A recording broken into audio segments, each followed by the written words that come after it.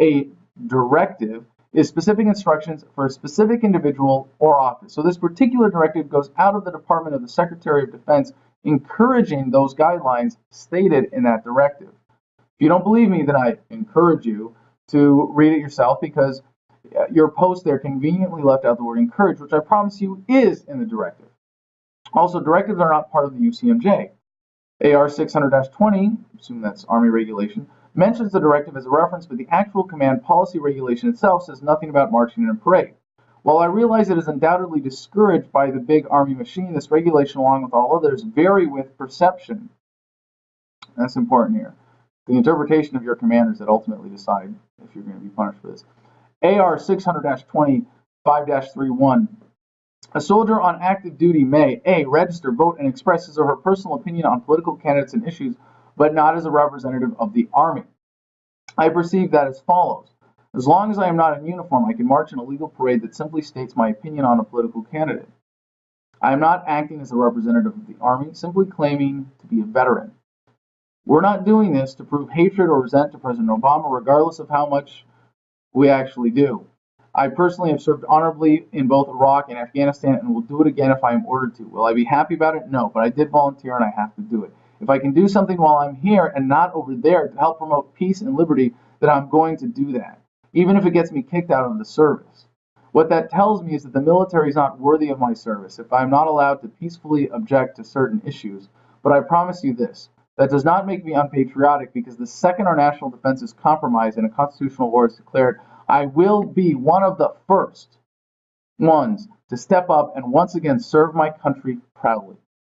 Until then, this is but another chapter in our lives, and we cannot let it pass because we are afraid that the powers that be will punish us. This is for something bigger than ourselves. This is for life, liberty, and the pursuit of happiness. Those things I wish for my children to have in a time of peace, not war. This is not a coup, and we are not the military. We are a group of veterans representing how strong Ron Paul's support is within the military. But yes, we are supporting a specific candidate, and I'm okay with that. Turning our backs on Obama, or turning our backs on Obama's foreign policy, or turning our backs to show support for someone else is all perception, and I'm okay with that too. We are not a bunch of Neanderthals gathering to burn down the administration. We are a collection of civilized veterans against illegal, unconstitutional wars, big government, and abusive military force. If it's wrong for us to have a political opinion, then they can kiss my ass. Because quite frankly, I'm tired of going to the Middle East. I'd rather do something about it instead of cower down and watch our country go down the wrong path. Now, to think, the issues that we're addressing politically today are certainly on par with that of the ones that our founders protested and dealt with, that the original Tea Party fought back against, that men were willing to, and women were willing to risk their lives for. In fact, if you look at the insignificance, relatively speaking, of the tea tax, of the tyrannies imposed by King George III, those we see imposed by our government, both here at home and on citizens of countries abroad that we occupy, they are far worse, far more pervasive, far more significant than anything the founders faced. And we're sitting here debating whether or not certain members of the armed forces are going to obey or disobey a petty regulation about what they're allowed to say or how they're allowed to speak. I hope that's what this has come to. But I spoke by email, at least, to my former attorney, who's an active duty military lawyer, Michael Leibowitz, who represented me in my case with the Marines. He wrote, "The mission of this event, demonstrating that large amounts of military members support a candidate, is exactly what the rules, joint ethics regulation, etc., were designed to address as applied to service members. Theoretically, any participant on active or even reserve status could be in violation with or without uniform, because they may be construed as acting in their military capacity for an event with a mission such as this.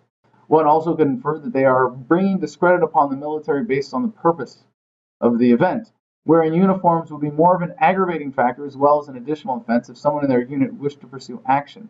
As you know, if someone is identified and turned over to their unit, the service member could face anything from counseling to NJP to worse, depending on various other factors.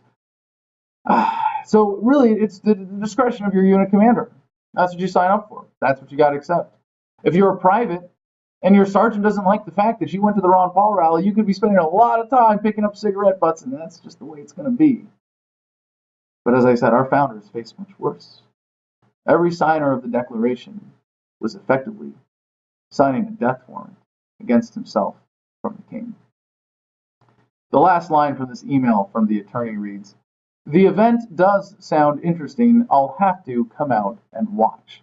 So if you're on active duty and you're wondering about the legalities here, you can actually come to this event and ask the active duty lawyer who's going to be there himself if you have any questions. And just in closing, I just want to say that the military leadership here has made it really clear who they support. The establishment, the candidates who support the military-industrial welfare complex. They serve the special interests who benefit from the current scam that is our foreign policy. The ones who would have you lay down your life so that they could line their pockets. They oppose Ron Paul because he's a servant of the American people and wants to bring the government back into our service. The question is, who do you serve? Now, in closing, I'd like to share one more comment. This was a quote from Samuel Adams, shared by Justin Gleason, that he thought was apropos to the situation. Contemplate the mangled bodies of your countrymen, and then say, what should be the reward of such sacrifices? Bid us our prosperity, bow the knee, supplicate the friendship and plow, and sow and reap, to glut the avarice of men who have let loose on us the dogs of war to riot in our blood and hunt us from the face of the earth?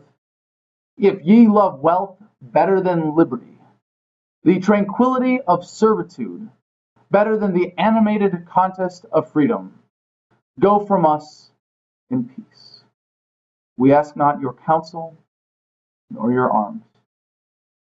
Crouch down and lick the hand that feeds you. May your chains rest lightly upon you, and may posterity forget that you were our countrymen.